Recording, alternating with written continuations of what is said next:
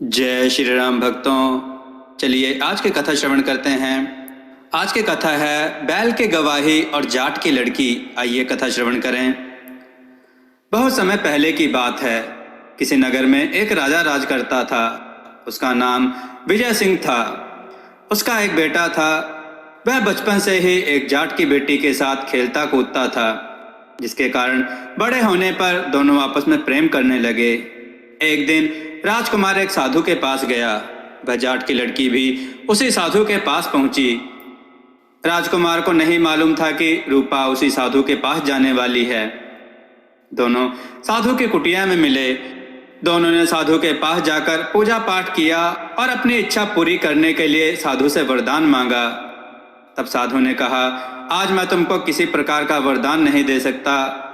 तुम दोनों कल सुबह सुबह ब्रह्म मुहूर्त में मेरे कुटिया में आना। उसके बाद दोनों साधु की कुटिया से जाने लगे।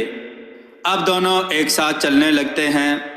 रास्ते में जोर से आंधी पानी एक साथ आ गए। वह दोनों पानी से बचने के लिए एक झोपड़ी में घुस जाते हैं। उसी समय एक बैल भी उस झोपड़ी में आ गया। बहुत देर तक पानी गिरता रहा। दोनों पानी बंद होने का रास्ता देखते रहे। पानी गिरना बंद नहीं हुआ। वे दोनों उसी झोपड़ी के अंदर सो गए, परंतु दोनों एक साथ सोए नहीं। राजकुमार एक कोने में सोया तो रूपा दूसरे कोने में सोई। बैल भी उन दोनों के बीच में जाकर बैठ गया। राजकुमार ने अपने और रूपा के बीच अपनी तलवार और कुछ लकड़ियां रख दी थी। बहुत सुबह पानी बंद हो गया और मुर्गा बोलने के कुछ समय बाद दोनों उठ गए। दोनों जल्दी जल्दी साधु की कुटिया में पहुंचे। वहां पर दोनों ने पूजा की और साधु से आशीर्वाद मांगा। तो साधु ने कहा, अब बहुत समय हो गया, तुम लोग ब्रह्म मुहूर्त के बाद आए हो। राजकुमार ने विनती की और कहा, महाराज, जोर से आंधी तूफान आ गया था, जिसके कारण हम लोग घर भी नहीं गए और बगीचे में एक झोपड़ी के अंदर रात भर सोते रहे। यह सुनकर साधु नाराज हो गया। वह कहने लगा, तुम दोनों जब एक साथ सोए थे तो तुमने जरूर पाप किया होगा। राजकुमार और रूपा ने कहा, महाराज, हम लोगों ने कोई पाप नहीं किया। हम दोनों के बीच एक तलवार, एक लकड़ी और एक बैल था। साधु ने बैल को बुलाया और बैल से पूछा, क्या ये लोग सच बोल रहे हैं? तो बैल ने कहा, हाँ महाराज, ये लोग सच बोल रहे हैं। तब साधु ने उन दोनों को हल्दी डाली और तुलसी के 7 फेरे दिलाकर दोनों का विवाह कर दिया। उसके बाद राजकुमार और रूपा वहां से अपने घर जाने लगे। तब रास्ते में नगर के लोगों ने देखा कि राजकुमार जाट की लड़की के साथ नगर में घूम रहा है। राजा के सैनिकों ने यह बात राजा को बता दी। राजा ने अपने बेटे को बुलाया और कहा कि तुमने रूपा के साथ पाप किया है। राजकुमार ने कहा, नहीं, मैं कसम खाकर कहता हूँ कि मैंने रूपा के साथ कोई पाप नहीं किया है। राजकुमार ने अपने पिताजी से यह नहीं बताया कि उसकी शादी जाट की बेटी के साथ हो गई है, क्योंकि दोनों ने नगर में प्रवेश करते समय हल्दी वाले कपड़ों को उतारकर दूसरे कपड़े पहन लिए थे। राजा ने राजकुमार से कहा कि तुम जाट की लड़की से विवाह मत करना, इससे हमारी बहुत बदनामी होगी, क्योंकि वह दूसरी जाति की है।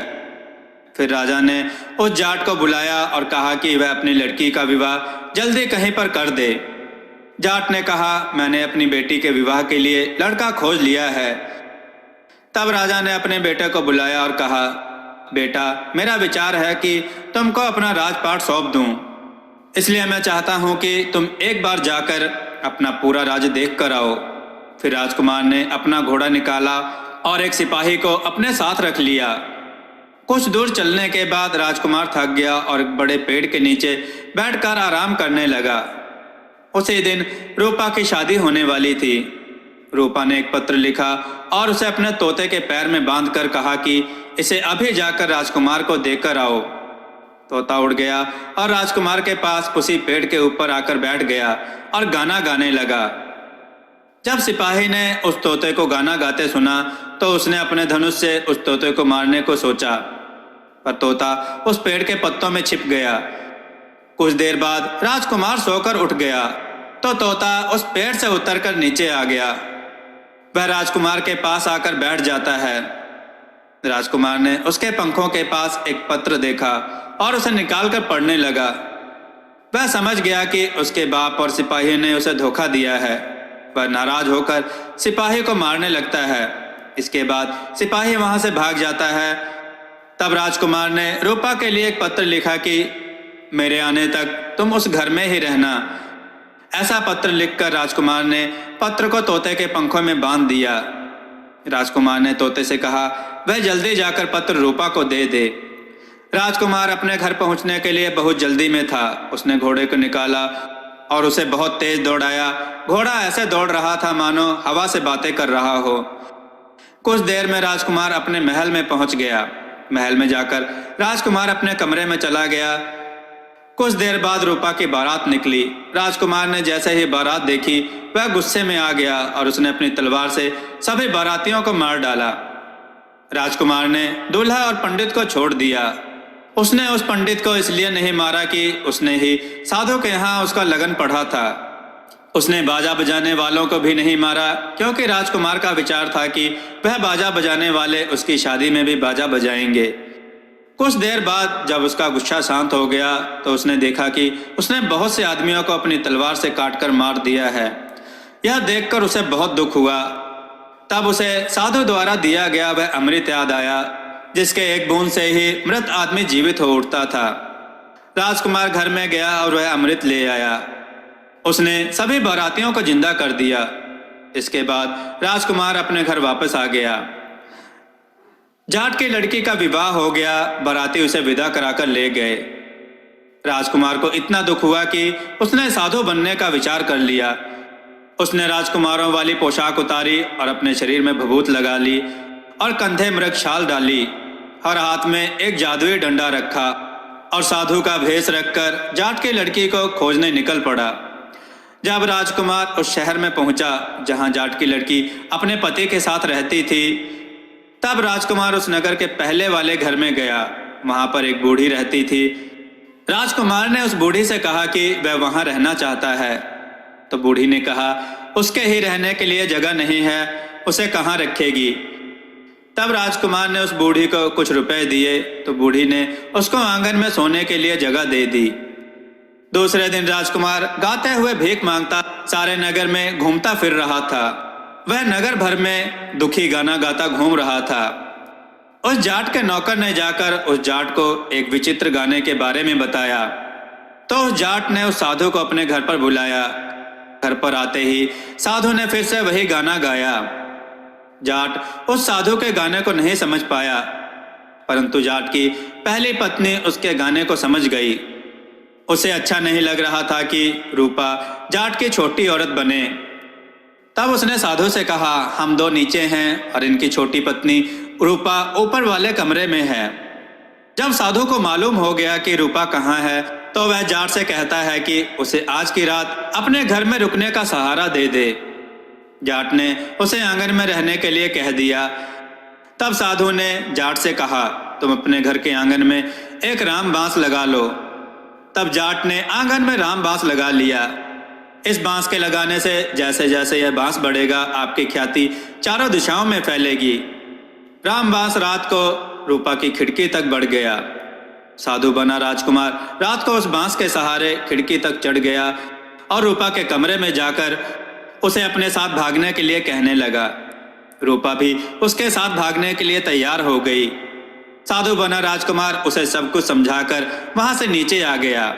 उसने कहा रात को जब तुम अपनी उंगली खिड़की से बाहर निकालोगी तो मैं समझ जाऊंगा कि तुम मेरे साथ भागने को तैयार हो।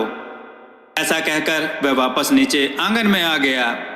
रात को रूपा ने अपनी उंगली खिड़की से बाहर निकाल दी, जिससे राजकुमार समझ गया कि रूपा तैयार हो गई है। इसके बाद राजकुमार फिर से उसी बांस के सहारे उस खिड़की के पास गया। उसने अपने जादुई डंडे को निकाला, उसको सांप बना दिया। उस सांप ने रूपा की उंगली में काट लिया, जिससे रूपा की मृत्यु हो गई। साधु बना राजकुमार उस बांस के सहारे नीचे उतरा और रात को ही उस बूढ़ी के पास वापस आ गया जिसके पास रुका था। दूसरे दिन सुबह जाट ने देखा कि उसकी पत्नी की मृत्यु हो गई है, तो वह सुबह सुबह उसकी लाश लेकर अंतिम संस्कार के लिए शमशान घाट के लिए चला गया। उसी समय साधु बना राजकुमार रूपा की लाश के पास आया और जाट से कहा मैं इसका अंतिम संस्कार कर दूंगा। तुम लोग यहाँ से चले जाओ। जाट वहां से जाने को तैयार नहीं था तो साधु ने कहा, इसको सांप ने डसा है, जिस वजह से इसके जलाने पर यह विष हवा में फैल सकता है, जिससे आपकी भी मृत्यु हो सकती है। यह सोचकर जाट वहां से चला गया। सभी लोग वहां से चले गए। तब साधु ने रूपा के मुख में अमृत डाला और रूपा फिर से जिंदा हो गई।